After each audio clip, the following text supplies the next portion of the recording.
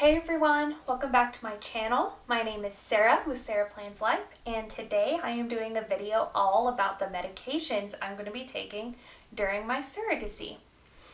I'm very excited, which sounds so silly, especially since one of these medications is a shot, but this is just such a cool process to me, and I just really want to share that with everyone and share just kind of how fascinating it is. One, the amount of medications it takes to get someone pregnant, and two, just the kind of medications you have to take and just the steps. And they're very precise steps too to be able to get pregnant with IVF. It's fascinating. So I'm just going to jump right into it just to make sure this video isn't too crazy long. I did my makeup for this video because I wanted to look nice, but then I realized I've been watching way too much murder mystery and makeup, and all of a sudden I was doing it nice and heavy, and I'm like, wow, I'm doing my makeup and then I'm going to bed right after this, so it's fine. But look at me all done up for y'all. Okay, so the first med that you get put on right after your medical clearance with the fertility clinic is birth control. I actually didn't bring birth control with me.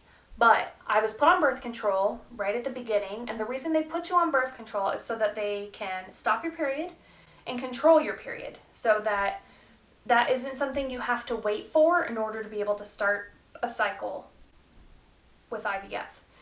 So once they decide, okay, let's start taking medications and stuff, then they made me stop taking the birth control, and then I went in for my baseline ultrasound, which I actually did today. Another medication that they have you take is prenatal vitamins. So I have all my medications right here next to me, so I'll be able to show you guys everything I take. So they have you take prenatal vitamins with a good amount of folic acid in it. They really want that folic acid. I've got a paper here from the clinic too to tell you exactly why they want all of these things. And the folic acid, it reduces chances of neural tube defects such as spina bifida. So those are really the first main things they put you on just before you even do anything IVF related. So then once you start cycling, they have you start taking a low dose aspirin. And what the aspirin does is it helps improve your circulation, and which is really good for your uterus because that helps prevent blood clots. And blood clots are really bad, especially when you're doing IVF, because it could cause miscarriages. So they definitely don't want you getting blood clots, so they have you get low dose aspirin to be able to help take care of that. And then the first big drug that you start taking for IVF is estrogen. So I started this today. This clinic is having me take 2 estradiol pills twice a day. So that ends up being about 8 milligrams of estrogen a day, which doesn't sound like a lot, but ooh lordy, it's a lot. There are a lot of different side effects that come with estrogen. I don't get too many side effects. Some people really get bad ones like nausea and vomiting. But the ones that I tend to get is I will get headaches if I start getting a little too tired. So if I stay up too late, I'll start getting headaches right away. So what the estrogen does is it stimulates the growth of the uterine lining, which is really good. You want a really thick, fluffy lining for the embryo to take hold of when it is implanted. You want it to have a nice home, pretty much. So that's the estrogen. So the estrogen you are on until you are 12 weeks pregnant with this clinic. Some clinics, they have it as low as 8 weeks. You can start weaning off the medications, but most of the clinics, they have you stay on it until 12 weeks. So the next medication, which is the big one, the next one you end up taking is progesterone. Where is it? Here it is.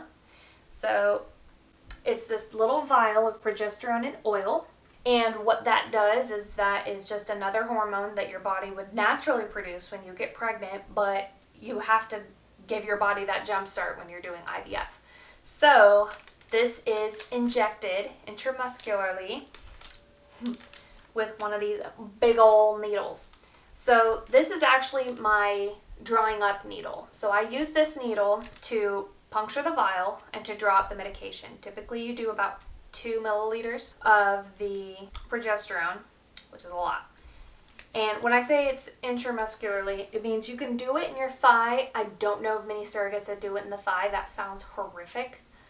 But you can do it in your thigh, but most of us, we do it in our hip. pretty much right on our back. It's like right above our butt. So I draw up with the 18 gauge needle, and then once the medicine is in the syringe, I switch it out with a 22 gauge needle. So this needle is still pretty long. So like here's the base of it, and there's the tip right there. So that's how long it is, and it goes all the way in, and then you inject your progesterone that way. That one is a rough one because you do that for 12 weeks, and so you alternate sides each day. You only do 1 shot a day, but man, you get bruises and lumps because it's quite the medication.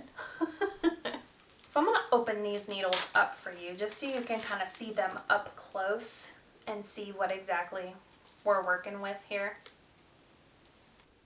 Okay, so here is the needle up close. So this is the needle with the drawing needle on, with the 18 gauge needle.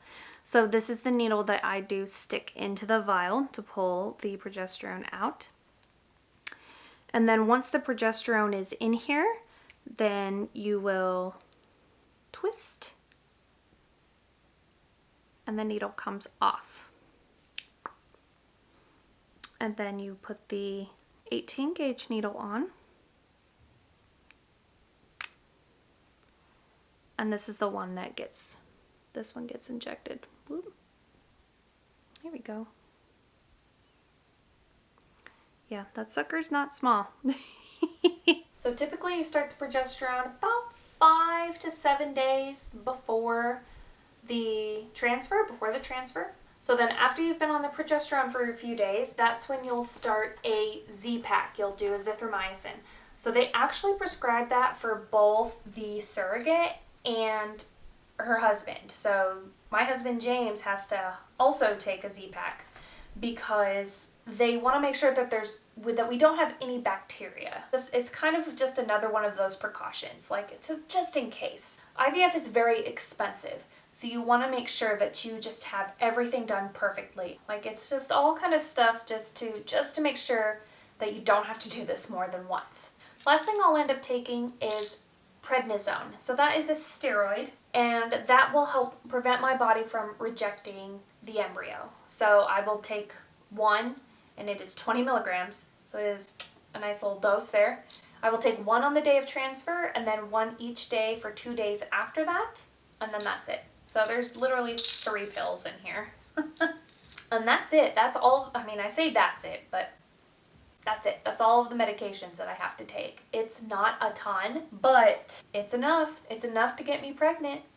So the other things that came in my medication box is a sharps container to put all of the needles in, because obviously I can't just throw those in the trash.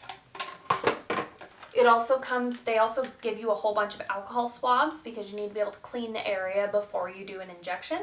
And that was all that came in the box. So what else I have is I still have a few things left over from my last surrogacy. So I still had 1 vial of progesterone that wasn't expired that I will use. And then I have a whole bunch of alcohol swabs. And then the last one, I actually got these lidocaine patches. So I used them a little bit towards the end when it was just really, really painful to do my shots each day. I tried to use these. They help a little bit. I think it was more of a placebo effect for me than actually being helpful. And then I have these baskets. These baskets are the perfect size to be able to put my needles in, plus the 22 gauge needles. So I'll put them in here and put them on my bathroom counter, so that they are out of the way of my kids, but then also so they're not just kind of strewn all over the place. Like they came inside this big bag, and I didn't want to just have this big bag on my counter, so I have those little baskets just to kind of help keep things organized. And then this time around I also got a pill organizer, kind of to help save some space on my bathroom counter. So that is it. Thank you guys so much for watching, and I love talking about surrogacy. I love talking about everything that goes along with surrogacy. This is such a fun and amazing journey. So I'm really excited to keep telling you guys everything about it. If you have any questions, please feel free to go down in the comments and ask. I am more than happy to share any experiences, answer any questions, or direct you to people who can answer your questions, because I think it's really important to keep the conversation open about surrogacy. There's a lot of misconceptions that is surrounding surrogacy, and I really want people to know exactly what it is and that there's nothing scary about it. Don't forget to subscribe to my channel. I am going to keep you guys posted on all things surrogacy. I plan on having a video about the transfer. When I do the transfer, I won't be able to take any video of the actual transfer itself because I'm going to be video chatting with the dads, but I'll be able to talk about it and kind of tell you guys exactly what happens, and I'm really excited to show you guys. So keep an eye out for those videos, and I will see you guys in my next one. Bye-bye!